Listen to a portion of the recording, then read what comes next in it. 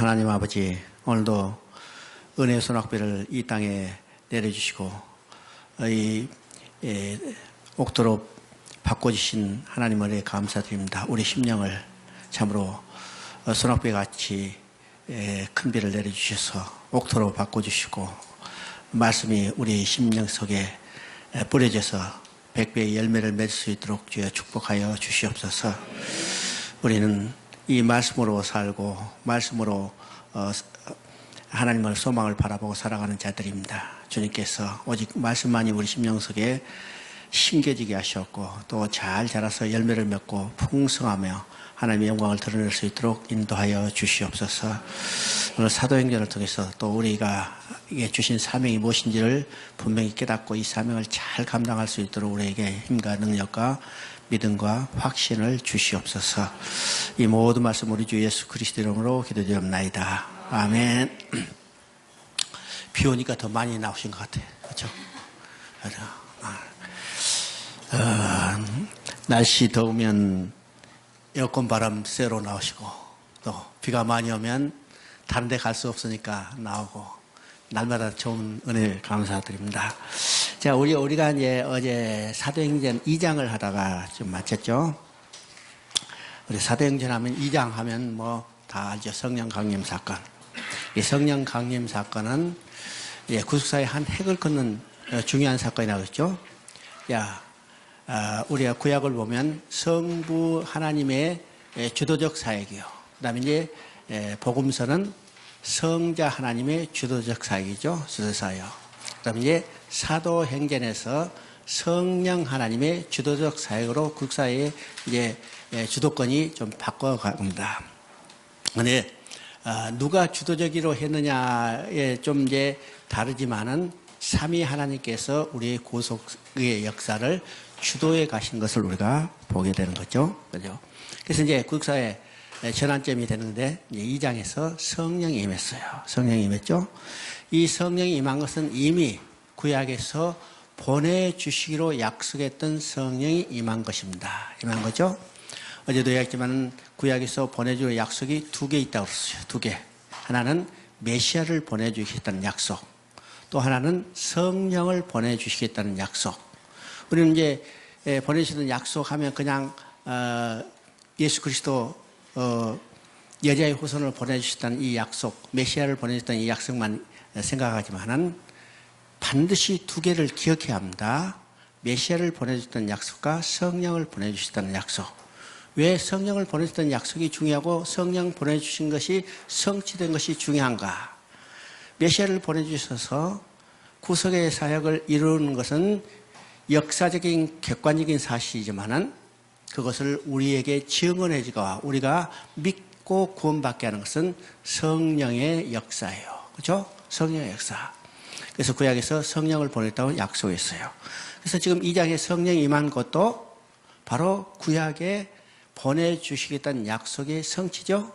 그래서 구약의 선지서를 보면 성령을 보냈다는 약속이 있고 예수님도 친히 성령을 보내주시겠다는 약속을 했어요. 누가복음 24장 49절에 예루살렘을 떠나지 말고 아버지께서 약속한 것이 임할 때까지 기다리라. 그죠? 사도행전 시작도 그렇게 해요. 똑같이 예루살렘을 떠나지 말고 아버지께서 약속한 것이 임할 때까지 기다리라. 그러면 아버지께서 약속한 것은 성령이에요. 그러면 성령이 오셔서 하는 사역이 어떤 것인가? 예수님이 친히 말씀하세요. 내가 가면 다른 보혜사 성령을 보내주리니 그가 오면 영원히 너희와 함께 있으리라. 그죠? 너희와 함께 있으리라.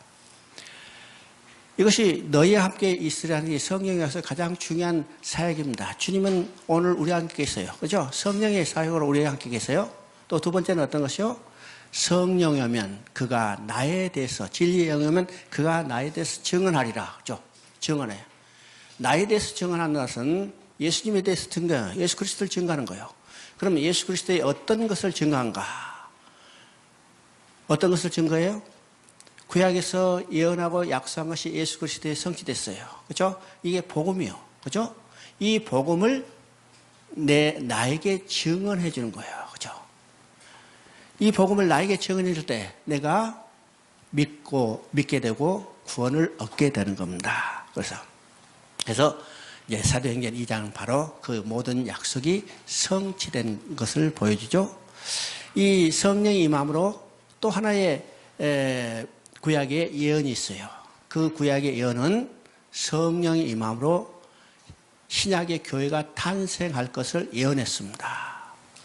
신약교회는 언제 생겼어요? 오순절 성령이 강림함으로 태어났습니다. 태어났죠? 태어났어요.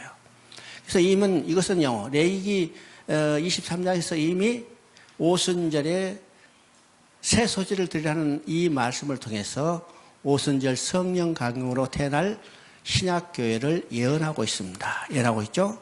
그래서 이제 이 장을 보면 바로 레위기에서 예언하는 것이 성취돼서 신약교회가 탄생하는 것을 봅니다. 2장을 다시 돌아가서 한번 봅니다. 2장 1절을 보면 오순절 날이 이름에 그들이 다 같이 한 곳에 모였더니 호련히 하늘로부터 급하고 강한 바람 같은 소리가 있어 그들이 앉은 온 집에 가득하며 마치 불의 혀처럼 갈라지는 것들이 그들에게 보여 각 사람이 임하여 있더니 그들이 다 성령의 충만을 받고 성령이 말하심을 따라 다른 언어들로 말하기를 시작하니 이제 다른 언어로 말하게 됐습니다. 이 다른 언어가 곧 이제 방언인데 이제 6절에 보면 이 소리가 남에 큰 무리가 모여서 각기 자기의 방언으로 제자들이 말하는 것을 보고 그죠? 이게 다른 언어는 밑에는 이제 방언이라고 되어 있는데 이 방언은 우리가 말하는 성령의 은사의 방언 그런 의미가 아니고 각 나라 말로 알아들었다는 거예요. 각 나라 말로. 그러면 이때 모인 사람이 몇 곳에서 왔다고 했어요? 16지방에서 왔다고 그랬어요. 16지방. 그러니까 여기 유대 지방이 아니고 이스라엘 지방도 아니고 어디서부터 노마스도 하고 저 길기랴 여러 곳에 왔죠. 각 지방에 사는 언어들이 다 달라요. 언어들이 달라. 언어들이 다른데 사도들이 말하는 것을 자기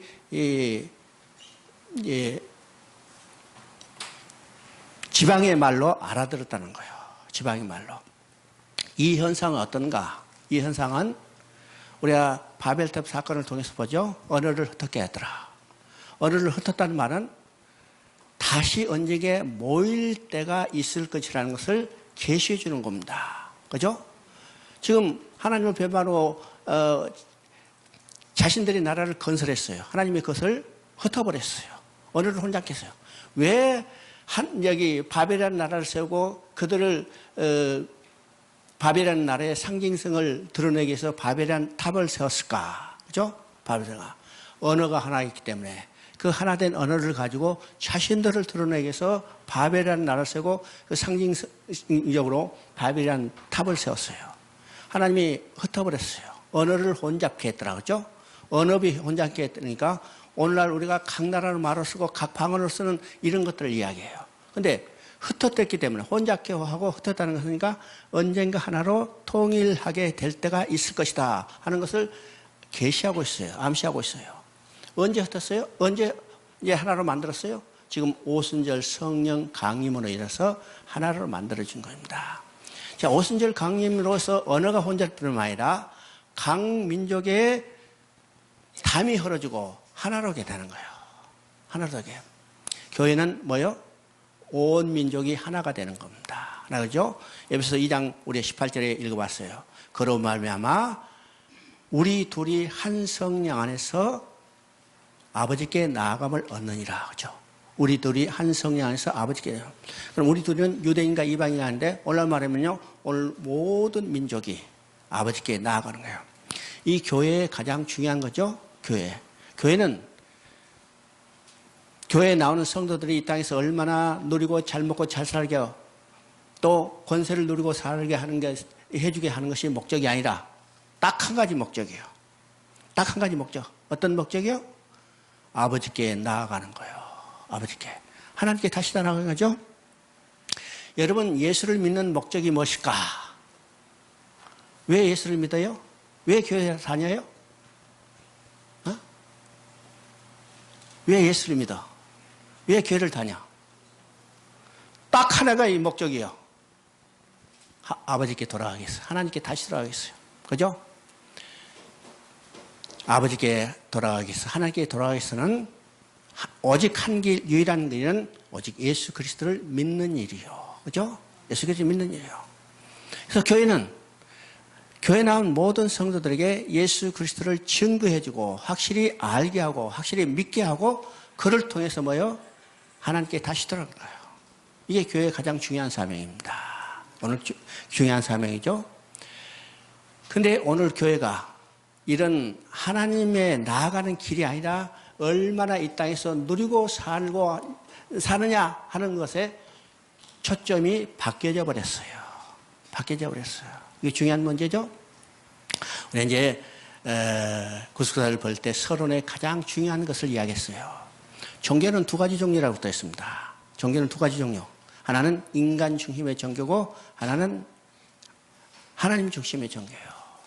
기독교를 제한 모든 종교는 인간 중심의 종교예요.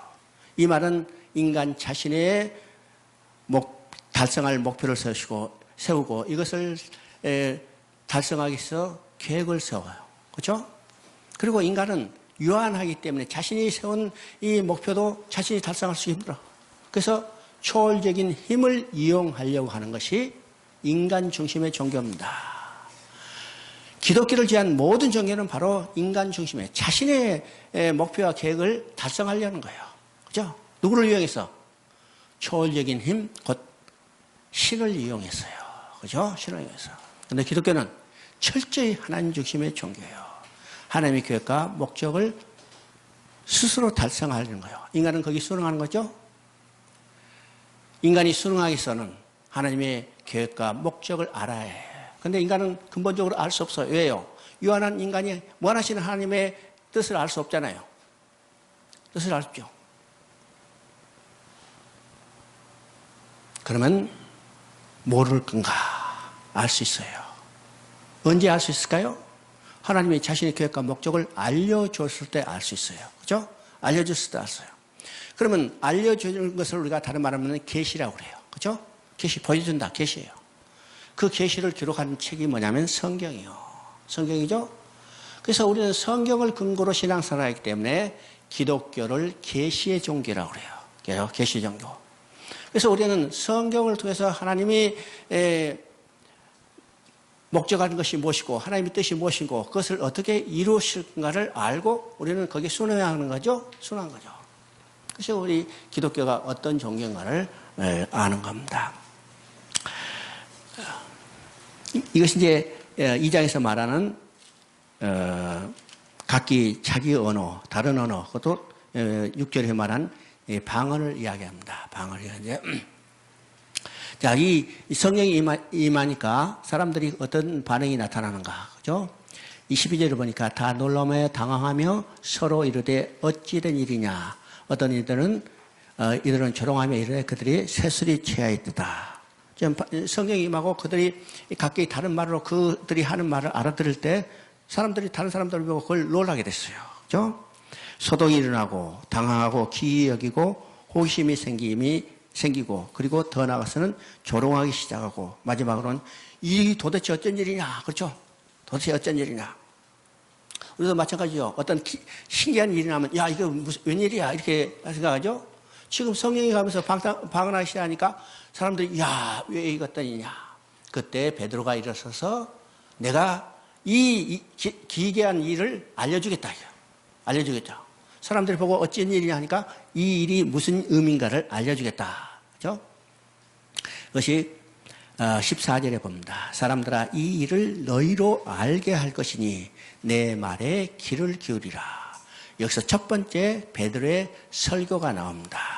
우리 사도행전은요 5번에 걸쳐서 베드로의 설교가 나오고 4번에 걸쳐서 바울의 설교가 나오고 한 번에 스데반의 설교예요. 그래서 사도행전은 전부 다 10번에 걸쳐 설교가 있다고 합니다. 근데 어제도 했지만 이 설교는 근거가 뭐예요? 자신이 체험한 경험이 아니요. 오직 성경을 들어서 설교하고 있다는 사실을 우리가 보게 되죠. 그러면 우리가 복음을 전할 때도 근거가 무엇일까? 분명하죠. 우리가 복음을 증거할 때도 그 근거는 오직 성경이라는 사실입니다. 성경이라는 사실이에요. 그런데 오늘 교회는 이 성경을 도외시하고 성경을 멀리하고 너무나 개인 체험, 간증에 아주 많은 관심을 가지고 있는 것을 보게 되죠.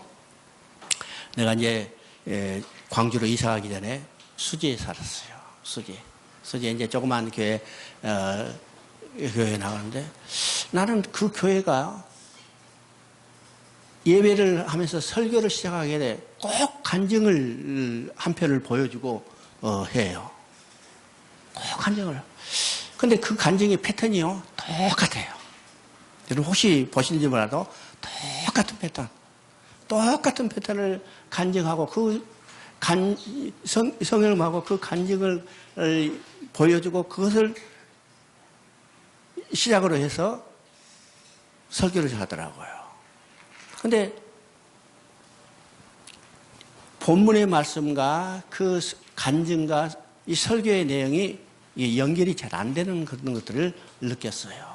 근데 그분은 이 간증이 많은 사람들에게 감동을 주고 영향을 주고 변화를 시킬 것이다 이 생각을 하고 매 주일 설교 때 간증을 보여주고 한 5분 정도 보여주고 그걸 시작하는 것 같아요. 우리 간증으로 사람 변화시키지 않습니다. 오직 뭘로요? 간증은요 사람의 마음을 잠시 좀 흥분시킬 수 있을지언정 그건 안 돼요. 여러분 간증은 들으면 들을수록 더 강한 것을 추구해요. 그러니까 간증하는 사람들도 보면요 3번만 간증하면 어떻게 해요? 이제는 소설 쓰기 시작해요. 조심해야 합니다. 3번만 간증하러 다니면 처음에는 조금 순수했다가 3번만 간증하러 다니면 소설 쓰기 시작해요. 소설 쓰기야. 가끔 그냥 하죠. 여기서 들은 똑같은 사람이 간증하는데 아니 지난번에 간증했던 스토리는 비슷한데 그 살과 뼈들은 많이 달라져 살은 많이 붙어 있죠. 아니요. 그걸로는 일시적으로 사람들을 감동 줄 수 있지만은 내면의 변화는 될 수 없어요. 오직 뭐예요? 성경이에요. 성경이에요. 베드로가 성령 임하자 이제는 담들에서 설교를 시작합니다. 설교를 시작해요. 우리 이 설교의 내용을 보면 성경을 들어서 설교하는데 생각해 봐야 합니다. 베드로가 언제 성경을 이렇게 통달했을까? 그죠? 여러분요, 지금 성령에 임한 것부터, 아니, 그 전에 지금, 마띠아를 사도로 뽑은 것부터 해서 다 성경을 근 것으로 이야기해요. 성경을. 지금 성령이 맞아 베드로가 일한 것을, 말한 것을 보고 다른 사람이 저 학문이 없는 사람이라고 이제 생각했죠? 어제도 했지만 그 갈릴리 오스카에서 고기 잡았던 사람이에요. 그 사람이 일반적으로 볼 때는 병이 별로 없는 사람인데 지금 성령이 맞아 아주 성경을 자유자재로 인용해서 설교를 하고 있어요. 그죠? 언제 성경을 배웠을까? 어제도 했지만 집중적으로 40일 동안 예수님이 부활하셔서 그들과 함께 있으며 성경을 가르쳤을 때 그들은 성경을 많이 배웠고 알게 됐을 거예요. 그것이 언제 능력으로 나타나는가? 성령이 맞아. 이제는 능력으로 나타나는 거예요. 그래서 담대히 자유자재로 성경을 들어서 설교를 하고 있습니다. 설교를 하고 있죠. 자, 성령 임한 것에 대해서 지금 성경을 들어서 설명을 해요. 그것이 16절부터 이야기죠. 이는 곧 선지자 요엘을 통해서 하신 말씀이다. 이것은 요엘서 2장 28절부터 32절까지 나오는 거고 요엘서에서 나온 것처럼 누구든지 주의 이름을 부른 자는 구원을 받으리라. 이게 결론이에요. 성령이 있어요. 성령이 증거했을 때 그것을 듣고 누구든지 주의 이름을 부르는 자는 구원을 얻으리라. 이 말을 로마서 10장 13절에서 바울이 인용해서 이야기죠. 누구든지 주의 이름을 부르는 자는 구원을 얻으리라. 그렇죠? 주의 이름을 부르기 위해서는 믿어야 해요. 믿기 위해서는 들어야 해요. 듣기 위해서는 전해줘야 해요. 전하기 위해서는 보냄을 받아야 해요. 소위 말해서 우리 선교신학이라는 것이 여기서 나오는 겁니다. 주의 이름을 부르는 자는 누구든지 구원을 얻어요. 이거는 차별이 없어요. 근데 주의 이름을 부르기 위해서는 어떻게 해요? 믿어야 한다고 했어요. 믿기 위해서는 들어야 해요. 듣기 위해서는 전해줘야 해요. 전해주기 위해서는 보냄을 받아야 해요. 그래서 하나님은 누구를 보내셨어요? 누구를 보냈어? 성경에서만 보냈어요? 성경에서만 보냈어? 아니요. 모든 사람을 보냈어요. 예수 믿는 모든 사람을 보냈죠. 그 사람을 통해서 복음을 증거하게 하고, 그렇죠? 복음을 증거하고, 그 사람이 복음을 증거하는 것을 듣게 하고, 듣는 사람은 믿게 되고, 믿는 사람은 예수 이름을 부름으로 구원받게 되는 거예요. 그죠? 그죠?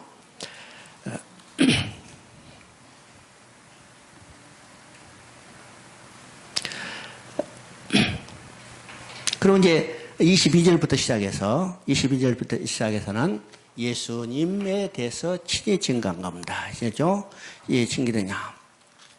그래서 22절에는 예수님의 생애에 대해서 증거하고 23절에서는 예수 그리스도의 죽음에 대해서 증거하죠. 23절 한번 읽어봅니다. 그가 하나님께 정하신 뜻과 미리 아신 대로 내어준 바 되었거늘 너희가 법 없는 자로 손을 빌려 죽었다.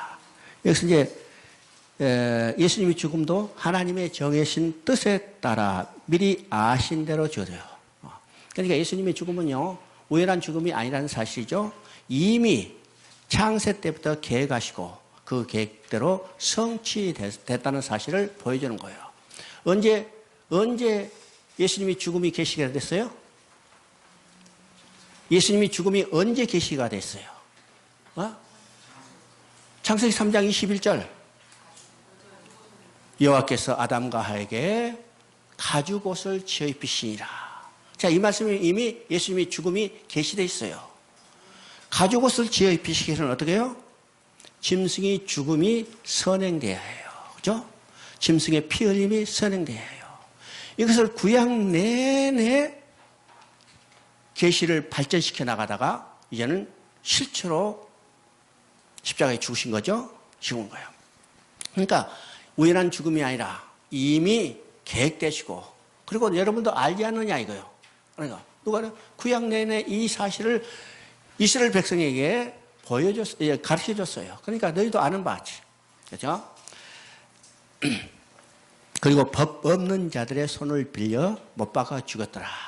이러면 그 법 없는 자라는 것은 어떤 의미일까? 그죠? 법 없는 자라는 것은 율법을 알지 못하는 자들이에요. 그럼 율법을 알지 못하는 자는 누구겠어요? 로마 사람들이죠. 로마 사람은 율법을 받지 않았어. 그러니까 여기서 법 없는 사람은 율법을 받지 않고 율법을 알지 못하는 사람들. 예수님은 누구에서 십자가에 못 박혀 죽었어요?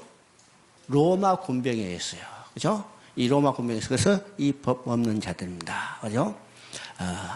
그 다음에 24절부터 32절까지는 예수님의 부활에 대해서 증거하고 있습니다. 이 부활은 뭘 근거로 해서 증거하고 있는가? 시편 16편 10절을 인용해서 증거하고 있습니다. 시편 16절 10절에 다윗이 말하죠. 다윗이 말했어.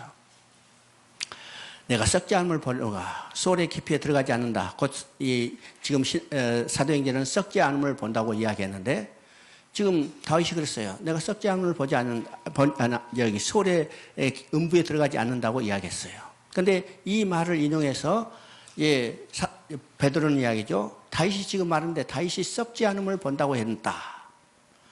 어떻게 해서 다윗이 썩지 않음을 본다고 했는가? 다윗이 죽어서 시체가 지금 그 무덤이 우리 가운데 있는데, 다윗이 썩지 않음을 본다고 하는 것은 다윗 자신을 이야기한 게 아니라 다윗의 후손 가운데 메시아 예수 그리스도가 오셔서 그가 십자가에 죽으시고 장사되지만은 썩지 않고 어떻게 해요? 부활할 것을 계시했다는 것을 성경을 들어서 이야기하죠. 성경을 들어야 합니다. 그 다음에 33절부터 36절까지는 예수님의 승천에 대해서 이야기합니다. 이 승천은 뭘 들어서 증거하는가? 시편 110편을 들어서 증거합니다. 110편을. 다윗이 지금 하나님 우편에 앉아있다고 했다. 자, 봐라. 다윗이 죽어서 무덤이 우리 가운데 있는데 다윗이 하나님 우편에 앉아있다는 말은 어떤 의미냐?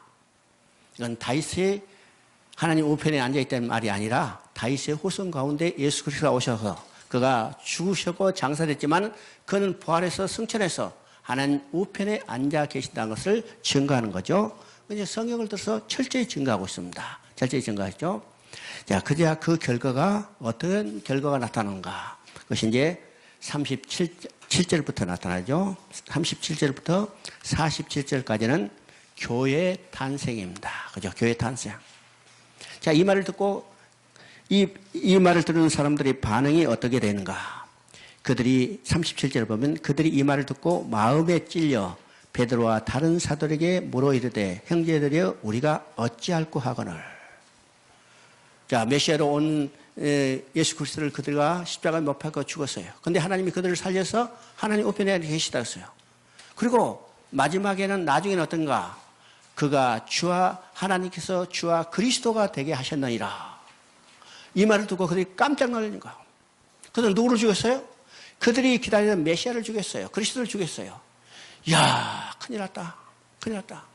그들이 이 설교를 듣고 마음에 찔려, 그렇죠. 마음에 찔려 베드로와 다른 사람들에게 물어이되 우리가 형제들아 우리가 어찌할꼬. 우리도 예수를 만나면 어떻게 해요? 마음에 찔림이죠. 그렇죠? 마음에 찔림. 내가 죄인인 것을 깨닫으면요. 여러분 죄 짓고 지나가면 어떻게 해요? 경찰만 지나가도 아무 점에 놀래가죠. 어떻게 하지? 그렇죠? 우리가 예수님을 만나면 우리는 다 어떤 자들이요? 죄인이기 때문에 당연히 마음에 찔려. 야, 어떻게 하지? 어떻게 하지? 이것이 설교를 들은 이 회중들의 반응이죠. 오늘 우리들의 반응도 마음에 찔려. 어찌할꼬. 그때 베드로가 그들에게 말합니다. 33절 베드로가 이르되 너희가 회개하여 각각 예수 그리스도의 이름으로 세례를 받고 지혜사함을 받아라. 그러면 성령을 선물로 받으리니. 우리가 할 일은 딱 하나요. 그죠? 우리가 할 일은 딱 하나. 예수 그리스도를 믿는 일이요. 그죠? 예수 그리스도를 믿는 일. 그러면 우리의 마음에 찔린 모든 문제가 다 해결되는 거예요. 누가 해결되죠?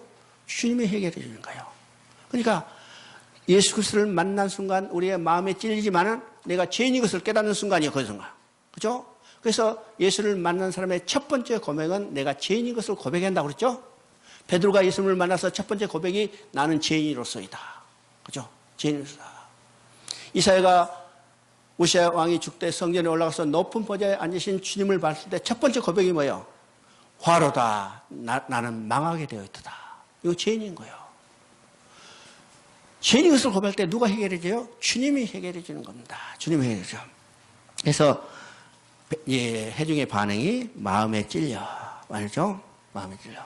그리고 세례를 받고 죄사함을 받으라. 그래야면 성령의 세례를 받으리니. 여기서 회개하라고 그랬어요. 그러면 회개가 어떤 것일까? 그죠?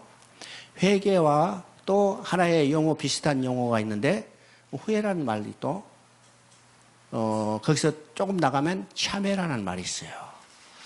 야, 이것이 아주 확실히 구분해서 쓰지 않고 그냥 비슷비슷하게 쓰는데 우리는 회개와 참회라는 말이 구분돼야 해요. 참회라는 말이 구분돼. 믿지 않는 사람도 참회록 쓰는 사람들 많이 있습니다. 그렇죠? 야, 오거스틴이 참회서 그것은 이제 죄를 회개하는 그 심정을 썼지만은 다른 많은 사람들이 참회록을 많이 썼죠?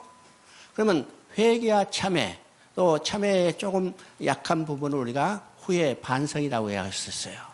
그러면 기독교에서 말하는 회개와 다른 의미를 가진 것들, 다른 용어들이 어떻게 다를까? 어떻게 다를까요? 회개는 도덕적, 양심적인 모든 문제가 해결되지 않는 채, 그렇죠? 그대로요. 해결되지 않는 채 그대로 돌아서서 예수님께 돌아가는 것이 회개입니다. 이것이 바로 우리가 믿음의 첫 단계예요. 첫 단계죠? 첫 단계입니다. 참회는 도덕적인 양심 문제를 모두 다 해결하고 그때 돌아가겠다는 생각이에요. 이게 참회입니다. 근데 참회로는 아무도 하나님께 돌아갈 수가 없어요. 예수님께 돌아갈 수 없어요. 오직 어떻게 해요? 회개만이요. 우리 죄 문제 해결하고 예수 믿었어요? 아니요. 우리는 죄 문제 그대로 가지고 예수님께 돌아갔어요. 이게 회개입니다. 회개예요. 예수님이 복음서에 말합니다. 회개라, 천국이 가까이 있느라. 그죠? 회개하라. 이 회개하라는 것은 너의 모든 문제 있는 그대로 금속대로 나한테 돌아오는 거예요. 그러면 우리가 가지고 있는 모든 문제는 누가 해결해 주세요? 누가 해결해 주세요? 주님이 해결해 주세요. 어린아이가 엄마 잊어버렸어. 엄마 잃어버렸을 때 그 모습이 어떻게 있어요? 어?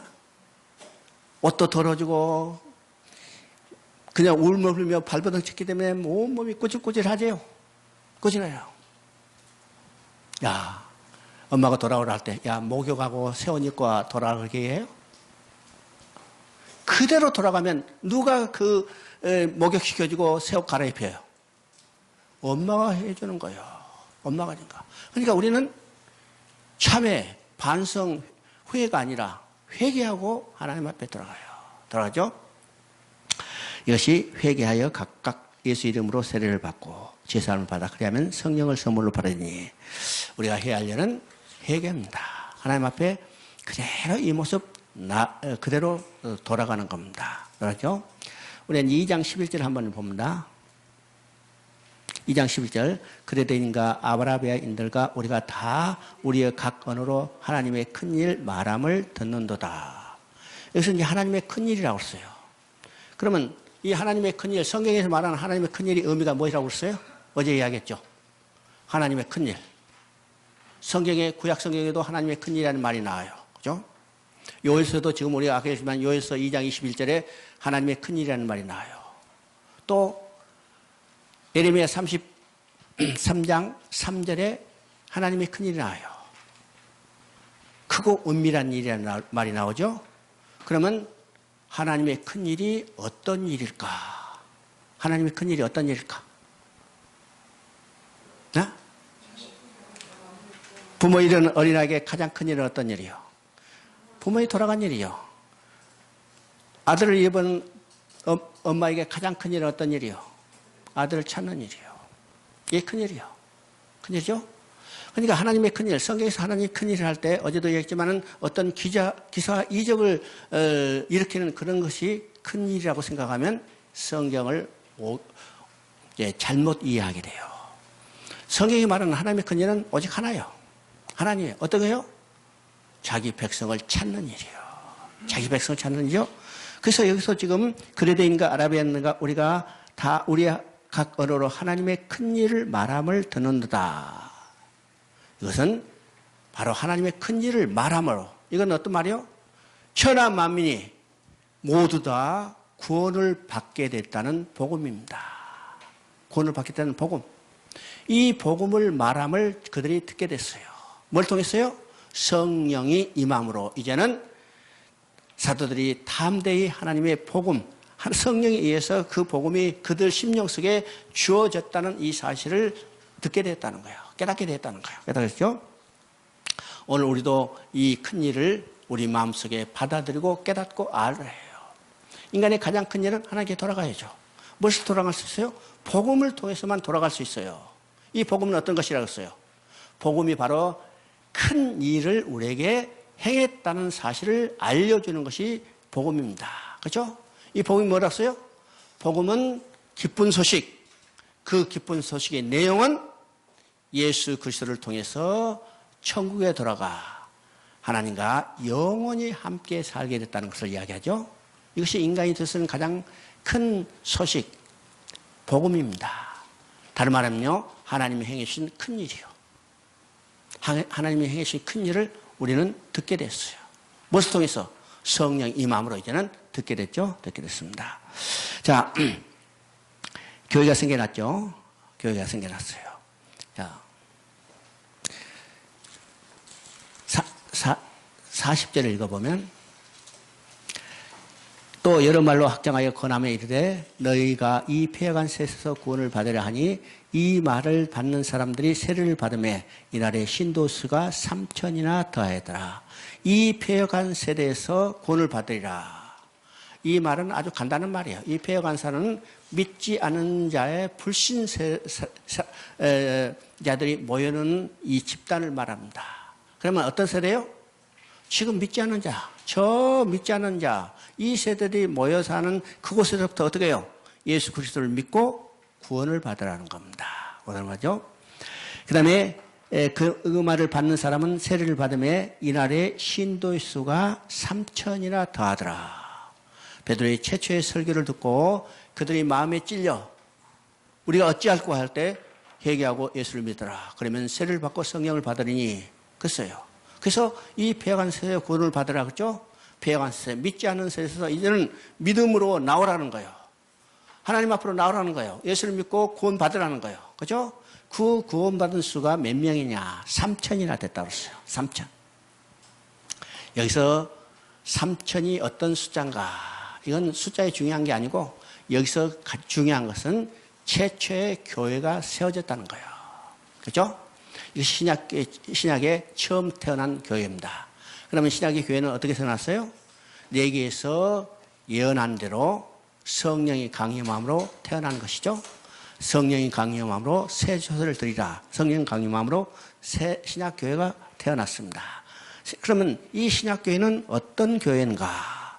신약교회는요, 이제 42절부터 읽어봅니다. 그들이 사도의 가르침을 받아 서로 교제하고 떡을 떼며 오로지 기도하기를 힘쓰니라.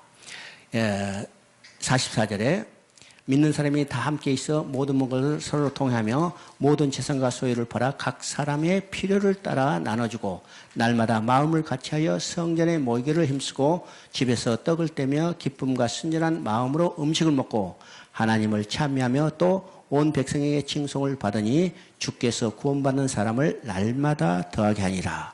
그러면 성령 강림으로 세워난 초대교회, 이게 3,000명이 모이는 교회가 생겨났죠. 자, 그래서 오늘 초대교회로 돌아가자는 사람들은 교회가 부흥 안 되니까 막 해가지고 한 번 설교에 3,000명, 뒤에 가면 5,000명이 모이더라. 이런 그 향수를 가지고 있는 사람들이 많죠. 숫자가 중요한 게 아니에요. 여기서 이 교회, 초대교회의 모습이 어떤 모습이었는가를 생각해야죠. 초대교회는. 그러면 가장 중요한 것은 어떤 것이요? 가장 우선적으로 일어났던 일이 어떤 일이요? 가장 우선적으로 일어났던 일이 어떤 일인가? 그들이 사도의 가르침을 받아. 이 초대교회, 첫 태어난 교회에서 가장 우선적으로 지금 설명하고 있는 것이 그들이 사도들의 가르침을 받아. 그죠? 그러면 무엇을 가르침을 받았을까? 그죠? 무엇을 가르치면 사도들이 그들에게 성도들에게 뭘 가르쳤을까? 유추해 보면 여기는 명시되어 있지 않지만은 성경을 가르쳤을 거예요. 성경을 가르쳐. 성경을 가르침으로 어떻게 돼요? 그 결과로 나타나는 건 서로 교제하며 떡을 떼며 오로지 기도하기를 힘쓰고, 그죠? 또 그것으로 인해서 참여하고 또 칭송을 받는 게 이것이 초대교회의 모습이었습니다. 초대교회의 모습이죠? 성령께서 강림하셔서 그리스도를 증언하시고 거듭나게 하시고 거듭난 그들을 말씀으로 양육하시오. 그죠? 말씀으로 양육하시오. 그러면 오늘 교회에서 해야 할 일이 뭘까? 말씀으로 양육하는 일이요. 그죠? 우리 초대교회에서 가장 먼저 이루는 것이 가르치는 거예요. 말씀으로 양육하는 거예요. 그러면 오늘 교회도 말씀으로 양육하는 것이 가장 우선 순위로 해야 할 일이라는 사실을 우리가 보게 되죠. 그래요. 이런 것들을 봐가지고 우리가 교회 개척할 때 뭐부터 시작할까? 그죠? 뭐부터 시작할까에 대한 지침을 우리에게 주는 것과 마찬가지입니다. 그죠? 교회 시작할 때 어떻게 할까? 말씀부터 가르치는 겁니다. 왜요? 우리 신앙의 뿌리, 기초는 뭐예요? 말씀이기 때문이요. 그러니까 말씀부터 가르쳐야죠. 교회에 가장 중요한 일은 어떤 일이요? 교회에 가장 중요한 일은 교회에 나오는 성도들을 하나님 앞으로 나아가게 하는 거예요. 그죠? 하나님 앞으로 나아가는 유일한 길은 어떤 것이에요? 예수 그리스도예요. 그럼 예수 그리스도를 증거해 줘야 해요. 뭘 통해서? 성경의 말씀을 통해서 증거해 줘야 해요. 그러니까 성경을 제대로 가르쳐야 할 당위성이 여기서 나타나죠? 당위성이 나타납니다. 우리는 어떤 방법론에 치우치기 쉽지만은 우리는 근본이 무엇일까? 근본이 무엇일까를 생각할 때 말씀을 가르치는 겁니다. 3장을 봅니다. 3장은 이제 초대교회가 생각나자 이 초대교회를 중심으로 해서 이제는 점점 말씀을 더 증거해야 하는 확대하는 모습을 보죠. 그래서 이제 3장에는 두 단락으로 나누는데 1절부터 10절까지는 표적을 통해서 그리고 11절부터 26절까지는 이 표적에 따른 증거를 해줍니다. 표적이 어떤 의미가 하는가를 증거해 주는 거죠. 표적을 통해서 예수 그리스도의 다시 사심을 증거하고 지금 안진병이를 일으키는 것이 누가 일으키는가? 부활하신 예수님이 그들을 낫게 해줬다고 증거하는 거예요. 그러니까 표적을 일으키는 목적이 뭐예요?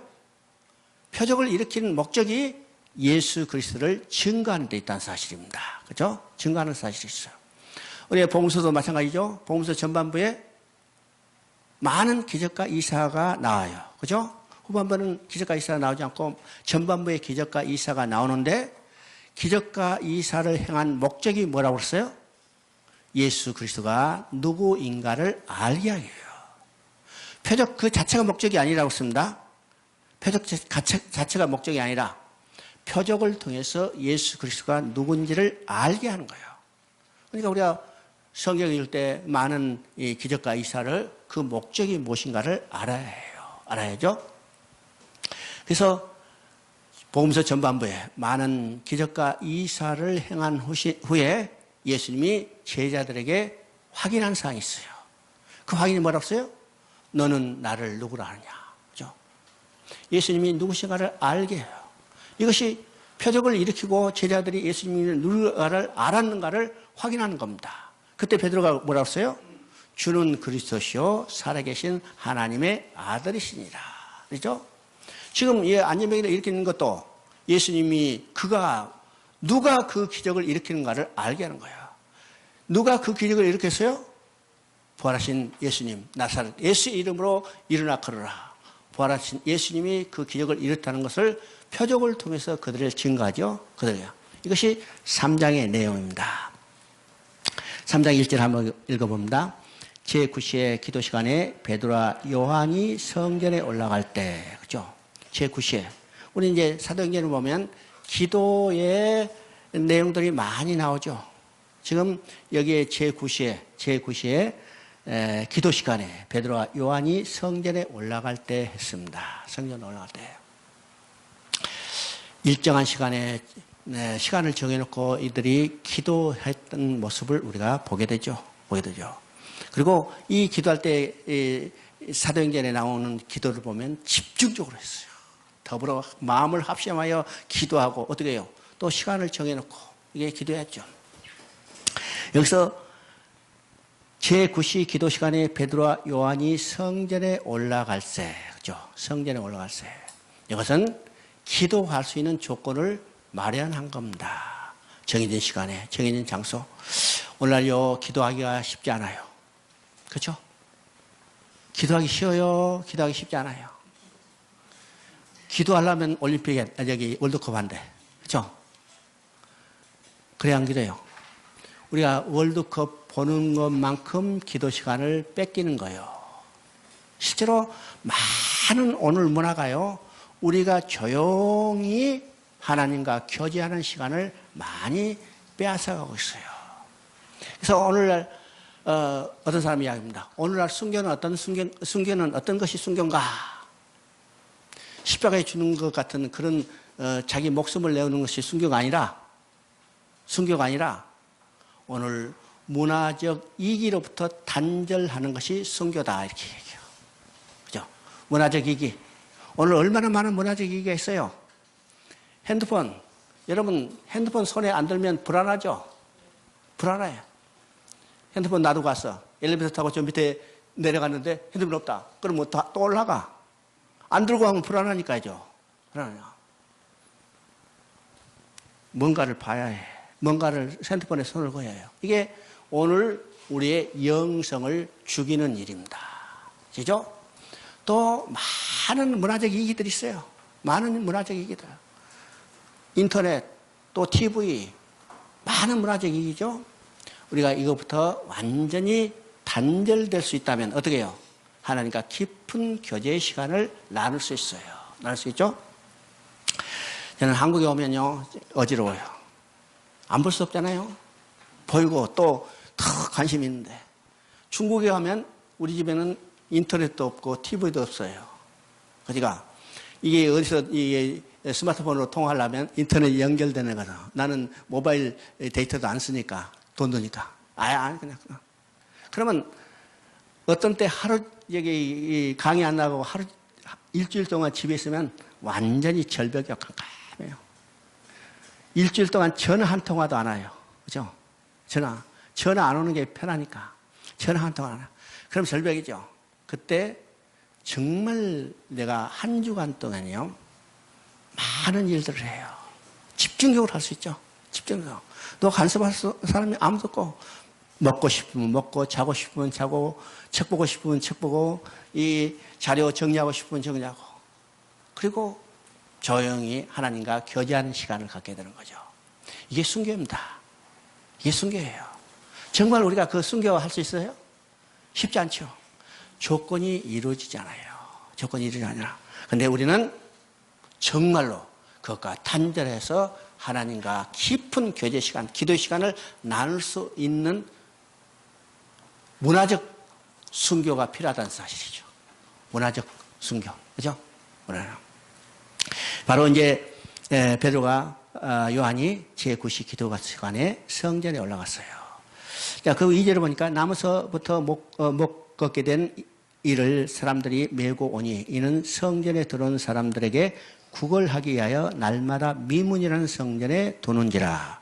자, 베드로가 그날만 기도하고 하는 게 아니죠. 매 시간을 정해놓고 매일 9시에 9시 기도 시간에 성전에 올라갔을 거예요. 그러면 이 안진뱅이도 어떻게 해요? 매일 성전에 왔겠죠? 매일 성전에 왔어. 뭘 하러 왔어요? 구걸하게 했어요. 단지 자기의 육신의 소욕을 채우기 위해서 왔어요. 그렇죠? 성령 받기 위해서 온 것도 아니고 예수 믿으러 온 것도 아니고 오직 구걸하기 위해서 왔죠. 구걸하는데 여기서 중요한 것이 있습니다. 자, 3절에 보니까 그가 베드로와 요한에게 성전에 들어가려 함을 보고 구걸하기를 4절에 베드로와 요한이 덤으로 주목하여 이르되 우리를 보라. 여기서 그냥 매일 일상적으로 봤던 사람인데 그날 베드로와 요한이 성전에 들어가면서 누구를 봤어요? 구걸하던 사람을 봤어요. 그러면 이 구걸하던 사람들을 그날 보게 하는 것이 누구의 역사요? 성령의 감동으로 그들을 보게 한 거예요. 그들을 보게 한 거예요. 하나님은 정말 놀라운 역사죠. 매일 봤지만 그에게 성령의 감동에서 그날 이 구걸하던 사람을 보게 하고, 그죠? 그리고 주목하여 이르되 그렇습니다. 주목하여 성령이 지시하니 않았다면 그들은 주목해 보지 않은 채 걸음을 재촉했을 것입니다. 그러나 우리를 보라. 담대히 영감 있는 말을 하지 못했을 겁니다. 자, 이 사람은 목적이 뭐요? 목적이 뭐요? 목적이 뭐요? 구걸이요. 오직 돈 한 푼 얻는 거예요. 근데 베드로와 요한은 지금 돈 있어요, 없어요? 돈 있어요, 없어요? 베드로가 아마요, 예수님 따라다니지 않았으면 아마 돈 푼 점 호주머니에 담고 다녔겠죠? 골드 가지 정도 달리고 다녔을 거예요, 아마. 고기잡이에서 돈 좀 벌었을 거예요. 여러분요, 내가 어제 우리 아버지 여기 수산업 했으니까. 그래서 고기잡이 하는 게요, 고기잡이 하는 건 농사 짓는 것보다 10배 이상 수익이에요. 정말로 잘 살아요. 내가 그 시골에 살았지만은 내가 우리 집 아버지가 이 고기잡이 했기 때문에 우리 형 나하고 둘이 광주까지 그 시대 광주까지 학교를 다닐 수 있었어요. 그렇죠? 베드로가 예수님 안 따랐으면 그래도 돈이나 있었을 텐데 예수님을 따랐기 때문에 지금 보세요. 완전히 빈털털이에요. 빈털털이에요. 여러분 돈 한 푼 없이 주목하여 보라 할 수 있겠어요? 주목하여 보라 하면 돈 줄 생각이 있기 때문에 바라보라 했을 건데, 그죠? 지금 베드로가 주목해 보는 것은 돈 한 푼도 없어. 주목하여 보라 하니까 이 거지는 더 놀랐어요. 야, 오늘은 돈 주겠구나. 그죠? 돈 주겠구나. 야, 오늘 수입 받았다. 이렇게 생각했죠? 그때 베드로의 입에서 나온 이 소리가 뭡니까? 6절 봅니다. 베드로가 이르되 은과 금은 내게 없거니와 내게 있는 이것을 내게 주노니 나사렛 예수 그리스도의 이름으로 일어나 걸으라 하고 오른손을 잡아 일으키니 발과 발목이 곧 힘을 얻고 뛰어서 걸으며 그들과 함께 성전으로 들어가면서 걷기도 하고 뛰기도 하고 하나님을 찬송하니라. 이건 성령의 역사입니다. 베드로가 그들을 일으킨 게 아니고 성령이. 누구의 이름으로? 나사렛 예수의 이름으로. 그러니까 지금 성령은 누구를 증거하고 있는 거예요? 성령 자신을 증거한 게 아니라 성령은 부활하신 예수 그리스도 나사렛 예수를 증거하는 거예요. 바로 부활하신 예수님이 누구를 지금 일으켰어요?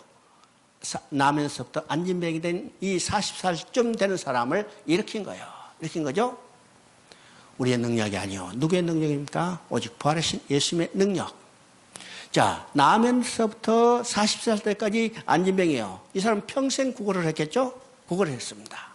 그런데 누가 그 문제를 해결했어요? 오직 예수 그리스도의 이름이 그 문제를 해결했다는 사실을 우리에게 보여줍니다. 보여줘요. 내게 있는 것으로 내게 주노니 나사렛 예수 그리스도의 이름으로 걸으라. 오늘 본문을 보면요. 베드로와 요한은 어느새 예수님의 공생애를 발물케 하는 권세 있는 말씀의 선포자가 됐어요. 오늘 우리가 복음을 증거할 때 권세 있는 말씀, 곧 나사렛 예수 그리스도의 이름으로 선포해야 해요. 그 이름을 전해야 해요. 전해야죠? 전합니다. 이 한마디, 나사렛 예수 그리스도 이름으로 일어나 걸으라 하는 이 선포의 한마디로 나면서부터 한 번도 걸어보지 못하는 이 안진병이가 일어나, 그렇죠? 걸으며 뛰며 하나님을 찬미했어요. 찬미했죠? 잠깐만요. 베드로와 요한은 돈이 있어요, 없어요? 돈이 없다고 그랬죠. 돈이 없죠. 근데 그가 내게 있는 것으로 뭐요? 나사렛 예수 그리스도의 이름으로 일어나 걸으라 그랬어요. 우리가 이것을 볼 때, 이게 말씀을 전파할 때 어떤 마음을 가지고 어떤 삶의 모습을 가지고 말씀을 전파해야 할 건가를 생각해 볼 수 있죠. 교재에 있죠. 가장 비참한 설교자는 은과 금도 없고 예수 이름에 권세도 없는 설교자입니다. 그렇죠? 이 설교자보다 더 불행한 설교자는 예수 이름에 권세는 없지만 은과 금을 믿고 큰 소리치는 설교자예요. 오늘 이런 설교자 상당히 많습니다. 이런 설교자 상당히 많아요. 그는 자기를 기만하기에 더욱 암담한 사람입니다. 또 가장 행복한 설교자는 어떤 설교자인가? 은과 금은 없지만은 예수 이름의 권세를 풍성하게 누리는 영성의 대가입니다. 어떤 사람은 질문할지 모르죠? 은과 금도 많고 예수 이름의 권세도 많은 설교자가 되고 싶습니다. 그죠? 그죠? 어떤 사람이 이야기해요. 이 땅에서는 부자처럼 살고 하늘에서는 나사렛처럼 살겠습니다. 그런 사람은 없다는 거예요. 그죠? 은과 금은 없고, 금도 많고 예수 이름의 권세도 강한 설교자는 이 땅에 거의 없다는 사실입니다. 영성의 하루에 있는 첫 번째 유행의 설교자는 예수 이름도 없고 돈도 없기 때문에 천국에서도 버림받고 이 땅에서도 천시받는 거예요. 그죠? 반대로 돈은 있지만 예수 이름이 없는 두 번째 유형의 설교자는 지옥에 추락하기 직전의 사람입니다. 그러나 돈도 없고 예수의 이름이 있는 설교자는 에스겔처럼 천상의 삶을 누리며 사는 사람들을 이야기하죠. 우리는 어떤 사람들이 되어야 할 건가? 우리는 어떤 사람이 될까요? 어떤 사람이 될까요?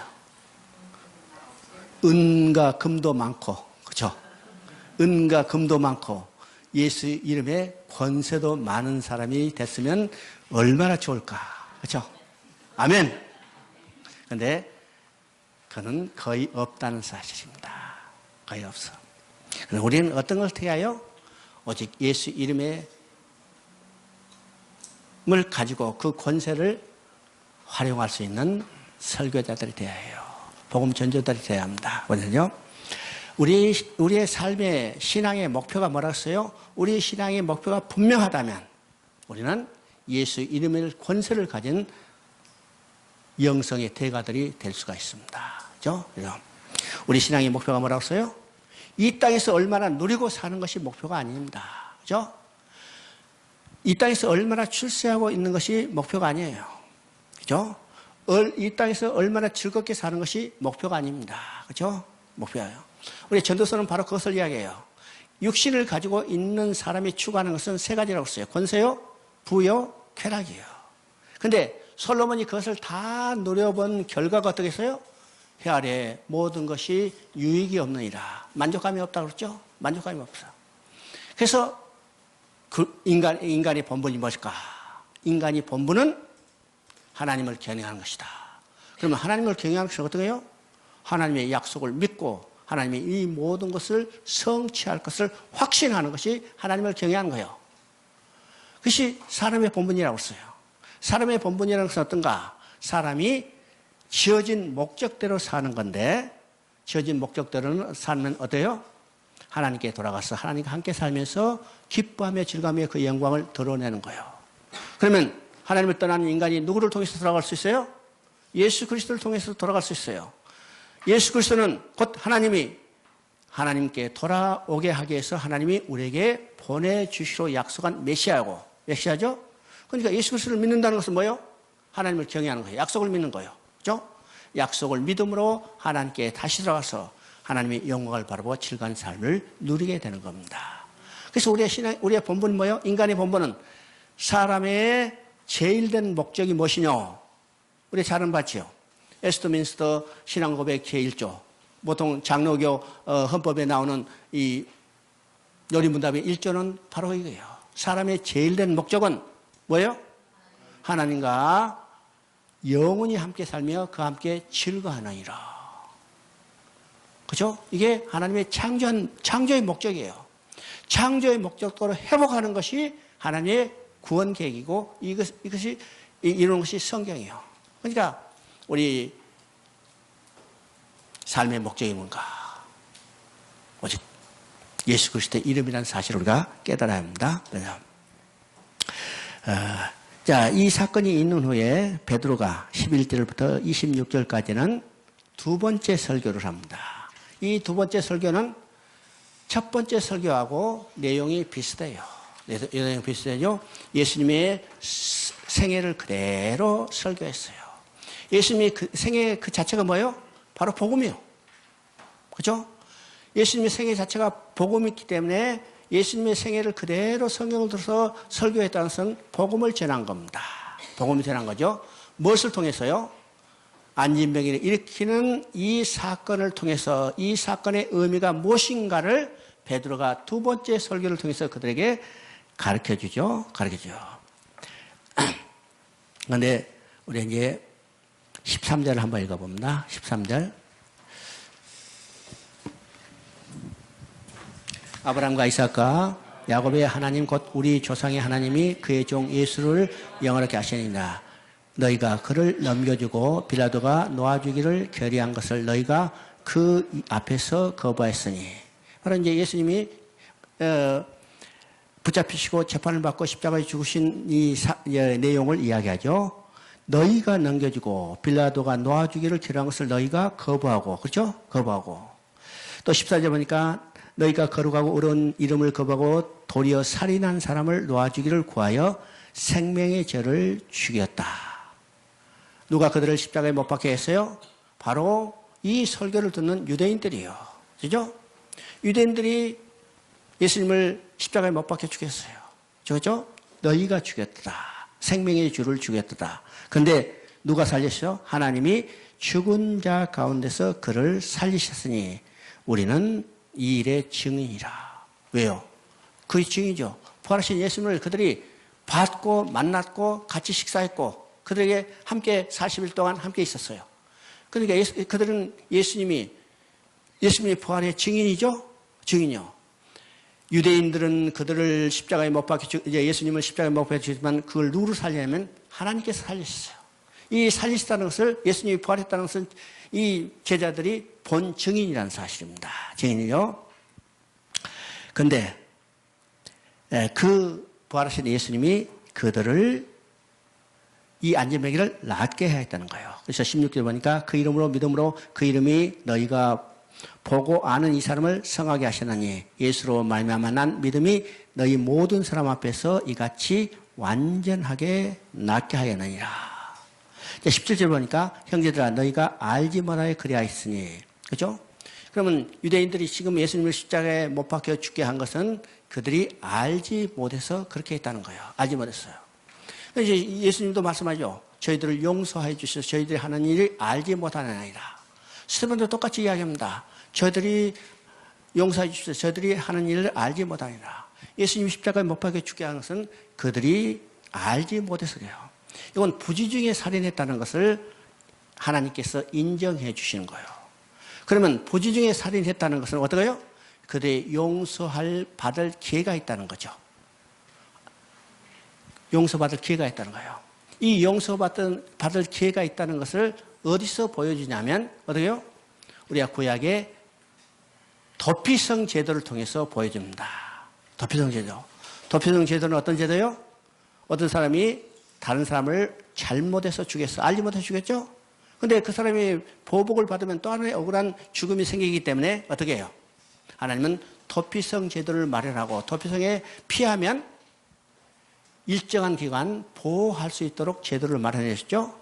그래서 지금 예수님을 죽인 자들을 하나님께서 저들이 부지 중에 죽였다. 알지 못해서 죽였다.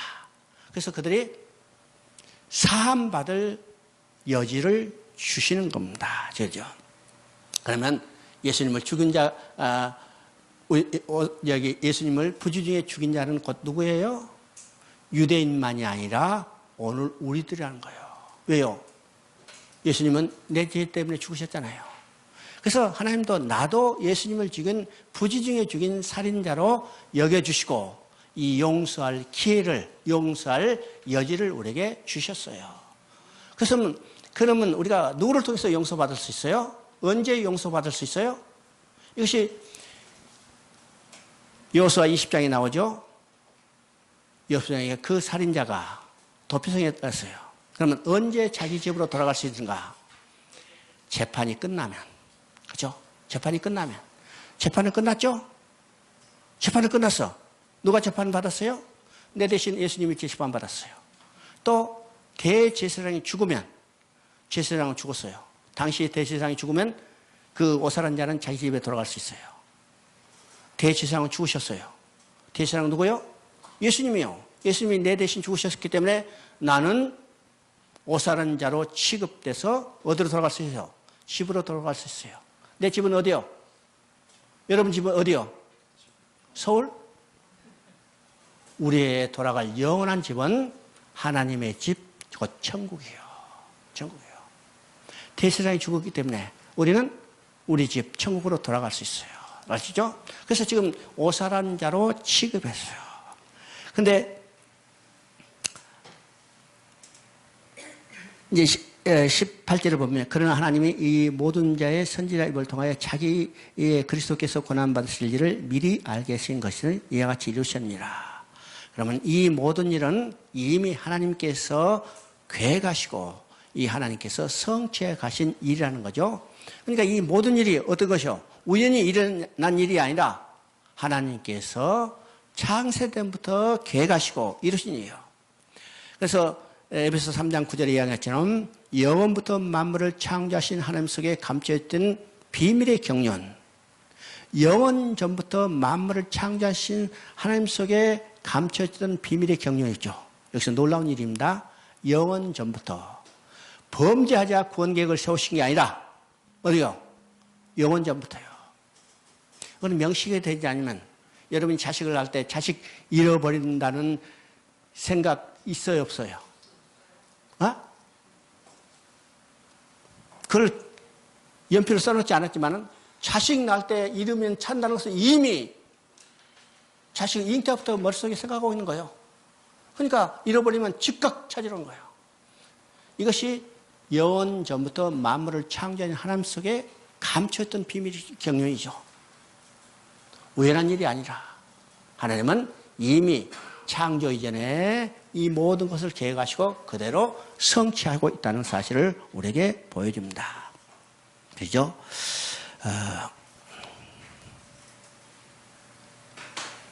19절 보면 그러므로 너희가 회개하고 돌이켜 너희의 죄 없이 함을 받으라. 이같이 하면 새롭게 다는 날이 주 앞에서 이를 것이다. 이 새롭게 되는 날이 새롭게 되는 날이 주 앞에 이르다. 이 말은 우리가 구원의 영원한 은혜를 경험하게 되는 날을 말합니다. 그러면 이 구원의 영원한 큰 은혜를 경험하는 때는 언제냐면 주님이 재림할 때를 이야기하죠. 새롭게 된 날. 그래서 이게 이제 두 가지로 이제 해석하는데 우리가 구원받을 때를 이야기한 학자도 있고 또 한자는 예수님이 재림할 때 우리는 하나님과 영원히 함께 살게 되죠. 그래서 영혼의 은혜의 충만함을 경험하는 때돼. 그래서 재림이 되는 날, 새롭게 된 날 주 앞에 이를 것이다. 또 주께서 너희를 위하여 예정하신 그리스도 예수를 보내시리니 이것은 재림까지 증거하고 있습니다. 재림까지 증거하죠. 여기서 이제 보내시라는 말이 두 번 나옵니다. 26절에 보니까 하나님이 그 종을 세워 복주시려고 너희에게 먼저 보내사 너희로 하여금 돌이켜 각각 그 악함을 버리게 하시니라. 26절의 이야기에서는 이건 초림을 이야기해요. 26절에 이야기하는 것은 초림을 이야기하고 20절에 이야기하는 것은 주께서 너희를 위하여 예정하신 그리스도 곧 예수를 보내시리니 이건 재림을 이야기합니다. 재림을 이야기하죠. 이제 예수님의 이 땅에 오심부터 해서 그가 사역, 그 다음에 십자가의 죽으심, 부활하심, 승기까지 똑같이 지금 2장에서 증언했던 것 같이 똑같이 지금 3장에서도 증언하고 여기 핵심은 지금 안진뱅이를 일으키는 것은 누가 일으켰어요? 누가 일으켰어요? 부활하신 예수님이, 그죠? 나사렛 예수 이름으로 일어나거라. 그러면 성령은 뭘 증거하냐면 부활하신 예수님이 그들을 낫게 했다는 것을 증거해 주는 겁니다. 증거죠. 성령의 역사는 어떤 것인가? 예수님을 우리에게 증거해 주는 거죠. 증거해줘. 예수님을 우리에게 증거해 줄 때 우리가 믿게 되고 구원받게 되는 겁니다. 당연하죠. 자, 그 다음에 4장을 한번 봅니다. 4장은 지금 3장의 안진뱅이가 일으켜난 사건을 통해서 교회의 박해가 지금 시작되는 것을 이야기를 합니다. 그죠? 우리 사도행전의 역사를 보면 어떤 거요? 교회가 태어나고 사단은 교회를 없애기 위해서 대적하고 박해하는 세력이죠. 그 가운데도 역정적인 전도자를 통해서 복음은 진행해 가는 사실을 우리가 사도행전을 통해서 보게 되는 거예요. 그러면 사도행전은 지금부터 시작해서 어떻게 해요? 지금부터 시작해서 창세기 3장 15절에 얘기했던 여자의 후손과 뱀의 후손이 대적하는 사건이죠. 대적하는 사건이죠. 이것이 어디까지 나타나냐면 28장에서까지 나타난다고 그랬죠. 바울을 뱀이 물려서 죽게 함으로 복음이 전파되지 못하도록 대적하는 역사. 이 끝까지 역사예요. 그러나 하나님의 계획은 절대로 실패함이 없이 하나님의 계획과 목적대로 바울을 로마에 보내고 로마에서 복음을 전파하는 것으로 끝나고 있는 것을 보여요. 그래서 우리가 사도행전의 역사를 통해서 뭘 보냐면 하나님의 계획과 목적은 절대로 실패하는 일이 없이 반드시 완성되고 끝내신다는 것을 보게 돼요. 그래서 하나님의 계획은 절대로 실패하는 일이 없어요. 하나님의 계획은 포기하지 않아요. 중단하지 않아요. 변경하지 않아요. 이것이 우리의 구원의 확신이겠죠. 하나님이 나를 구원하시라고 계획했다면 그 구원 계획은 절대로 실패하는 일이 없어요. 중단하지 않아요. 포기하지 않아요. 변경하지 않아요. 반드시 완성하시고 끝내시는 거예요. 우리가 성경을 통해서 가장 확실한 우리의 믿음의 근거는 하나님의 계획을 반드시 완성하시고 끝내신다는 이 확신입니다. 그래서 우리가 4장에서도 이제 내용들은 여러분이 보시면은 안진뱅이를 통해서 일으키는 역사가 나타나자 이것을 전하지 못하게, 부활의 도를 전하지 못하게 하는 대적의 역사가 나타난 것을 보게 됩니다. 우리 사도행전 1장에서 3장을 한번 더 요약하면요. 구속사역을 이루신 주님은 올라가시고 이를 증언하게 하여 성령이 내려오셨죠. 성령이 내려오셨죠. 그리고 이제 3장에서는 말씀과 표적을 통해서 바로 이 복음이 증거되는 것을 우리가 보게 되는데, 그렇다면 뭐가 있어요? 반드시 대적이 있다는 것을, 대적이 방해할 것을 우리가 예측할 수 있어요. 근데 4장에서는 바로 대적이 대항해 오는 것을 우리가 봅니다. 세상에서도 전쟁할 때요, 적은 그냥 무력하게 패퇴하지 않아요. 그냥 주랭랑치지 않아요. 끝까지 저항하는 거죠. 끝까지 저항해. 그래서 지금 사단도 끝까지 저항해 오는 거죠. 이것은 창세기 3장 15절에서 이미 게시되어 있어요. 여자의 후손의 발꿈치를 상하게 할 것이다. 발꿈치를 상하게 할 것이다. 자, 창세기 3장 15절 우리가 성경 전체를 볼 때 계속해서 우리 머릿속에 기억해야 합니다. 창세기 3장 15절은 여자의 후손과 뱀의 후손 두 진영을 나누고 두 진영 사이에는 원수가 되고 싸움이 있어요. 이것을 영적 전쟁이라고 합니다. 그럼 세 번째는 이 전쟁의 결과는 어떻게 끝날 것인가? 여자의 후손이 뱀의 머리를 상하게 할 것이다. 이 머리를 상하게 해서는 결정적인 승리를 이야기하죠. 경제나. 그러나 뱀의 후손도 만만히 물러난 게 아니라 끝까지 저항해야 할 것을 이미 계시하고 있어요. 그 내용이 여자의 후손의 발꿈치를 상하게 할 것이다. 그렇죠? 이게 성경의 역사예요. 성경의 역사. 우리 창세기 4장을 보면 가인이 아벨을 쳐 죽였어요. 이 뱀의 후손이 여자의 후손을 태어나지 못하도록 대적한 사건이죠. 그래서 성경의 역사가 계속 나타나는데, 우리가 이제 뱀의 후손이 만만히 물러난 게 아니라 발꿈치를 상하게 하는 대적의 역사를 우리가 봐요. 특히 신약의 역사는 사단이 대적하는 역사를 우리가 계속해서 바라보게 되죠. 이 사도행전의 역사는 바로 뱀의 후손이 여자의 후손의 발꿈치를 상하게 하는 대적의 역사이라는 사실을 우리가 보게 돼요. 보게 돼요? 이것을 우리가 확실히 뭘 통해서 보냐? 계시록을 통해서 봐요. 계시록. 계시록의 역사는 어떤 것이요? 이 땅에 존재하는 교회가 어떤 상황에 처해 있고 어떤 방해를 받고 있는가를 보여주는 겁니다. 그게 어떤 것이요? 환난과 참여에 동참하는 교회. 그죠? 이건 사단이 교회를 참멸하기 위해서 어떻게 해요? 대적해 오는 거예요. 발꿈치를 상하게 하는 역사예요. 그럼에도 불구하고 어떻게 해요? 하나님은 창세기 3장 15절에서 이미 선포했던 것처럼 예수 그리스도가 승리하게 되는 거예요. 사도행전 14장, 여기 계시록 14장 8절에 보면 결정적으로 선언합니다. 무너졌다, 무너졌다, 바벨론이야. 그죠? 이것이 결정적인 선포예요. 지금까지 바벨론이라는 것은요, 사단을 대표하는 하나님 나라를 대적하는 세력입니다. 그죠?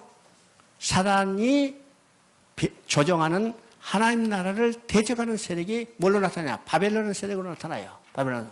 근데 계시록에서 마지막에 무너졌다, 무너졌다, 큰 성 바벨론이요. 누가 이기셨어요? 여자의 후손이 이겼어요. 그죠? 그러니까 사도행전의 역사는 바로 이 관점을 가지고 읽어나갈 때, 우리가 복음의 증거가 결코 쉬운 일이 아니구나. 그죠? 결코 쉬운 일이 아니구나. 반드시 우리가 복음 전도할 때 복음을 전도를 방해하는 대적이 대항해 올 건가를 우리가 예측하고 우리가 어떤 모습으로 싸움을 싸워야 할 건가, 이것을 우리에게 보여주는 것이 바로 사도행전의 역사는 사실입니다. 사도행전의 역사.